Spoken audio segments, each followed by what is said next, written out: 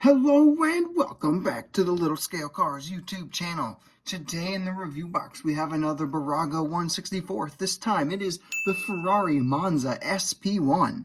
So this is a pretty exciting casting because it is one of the first Ferraris Bburago has done that is truly 164th. So let's take a closer look at it and see if it is worth adding to your collection. So let's go ahead and get started with our casting. Just taking a quick little look at our proportions, we can see that our proportions are actually quite nice. Nothing looks out of place or wonky or anything like that. So we do have a true 1/64th scale here, so it's not like a 3-inch scale or anything like that, like the race and play Bburagos of olden days. This is an actual 1/64th scale model that will fit in nicely with all your other 1/64ths. So getting into the actual casting, all of this bits here that you see in the silver and the yellow, this is all metal. This is actually a very sizable chunk of metal here. Our plastic bits are all a piece of the base mostly, so it's the skirt that's a piece of the base, the splitter section up here, and then also in the rear, this like exhaust and diffuser area is all a piece of the base. But for the most part, we got some very heavy metal. Like this is got a lot of heft to it. If we actually open up the moving part, because it does have what, you'll see that's kind of got hinges like a Matchbox moving part does. Inside there's plastic, which I assume is a piece of like the interior section here. Inside there you got a few small pieces for the cockpit area, the driver's area. The moving part itself actually is pretty seamless. You can see there's a small gap there where it closes, but it's really not all that noticeable. And for the price of this, being a little bit more expensive than a Matchbox moving parts, about $4, it's really, pretty good, honestly. So for our paint and deco, this is actually the only paint release of this casting so far. So this is all we get. We get this nice silver with like metal flakes going on and then the yellow stripes. Ordinarily, I'd be a little bummed that we didn't get a red one, but this is kind of like one of the iconic show cars for this particular car. These colors are kind of what it would be expected from it, at least in my opinion, one of the color schemes. However, there will be a red one coming along later this year if you really must have a red one.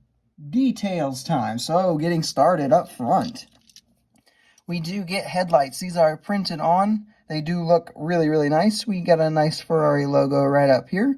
Making our way down here, this is actually a plastic insert for the grille section, which looks really nice. And there is a little Ferrari logo on that as well. This little silver bit on the splitter, it has been painted extra, so that looks really nice. Coming down the side, we get a Ferrari logo there. These little like indentation vents are paint. They've got actual paint back there, so that looks good. Coming into the cockpit section, you'll see that we have the seat, steering wheel, which is actually very nicely detailed. Coming on to like the roll bar area thingy, it does say Monza SP1 right there, which looks really good. Making our way to the back, we did get painted exhaust tips. You get a license plate here and the Ferrari logo there. Opening up the moving part, it's a little tough to see with my lighting setup, but there is actual carbon fiber printing on this entire like trunk area, which is really, really cool. And it's done well too. It's not even like cheap looking carbon fiber. It looks nice. The only real downside to the detailing is the wheels, which look like Tomica wheels. We do have like a working suspension element to them as well, just like with the Lamborghini that we recently reviewed. However, if the wheels really do bug you that much, there is a re-release coming out later this year that will have improved wheels. Moving into our roll test. We do roll, and we roll extremely smooth, just as smoothly as a Hot Wheels or Matchbox mainline. Went ahead and put it on the scale, and it came out to be 43.52 grams, so it really does have some nice heft to it, like I was talking about in the casting section. Pros and cons, starting with our pros as always. The biggest pro for this one is its price point. This one is going to run you anywhere between $4 and $6, depending on where you get it from. It actually costed me only, I think, $3 maybe, because I had a little bit of a discount at the store I was using it from. So that was pretty awesome. The other big pros are going to be that the detailing is really, really good. I mean, again, factor in that $4 price point that it's regularly at, And we get like carbon fiber printed in there, right? You get all of the exhaust tips actually painted, a little license plate, plastic insert with actual meshing and everything. Like, the detailing is really, really nice, minus the wheels. And then the final big pro, you'll see it better in the size comparison section, but we actually have a very nicely scaled Ferrari from Bburago.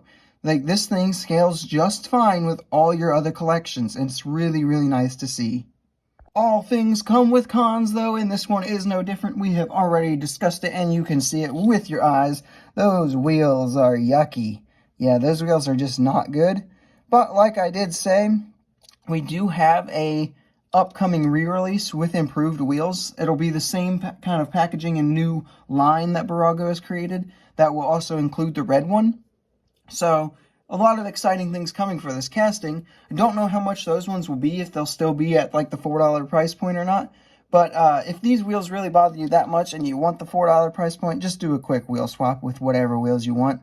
Because, I mean, honestly, I'm keeping my wheels stock. They don't bother me that much, but they are definitely the low point for the casting. For some quick size comparisons, here I have it with some other Ferraris you might have in your collection. With the Ferrari Daytona SP3 from Tomica, and the Ferrari 458 Italia from Hot Wheels.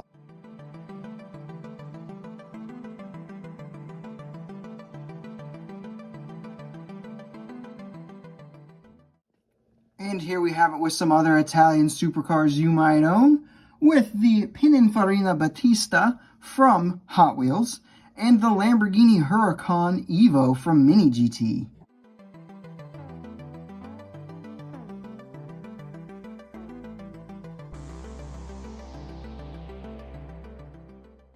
Coming down to my final thoughts and scores. So my hype level for this one was actually pretty high because this is the only real way to get this car in a diecast form.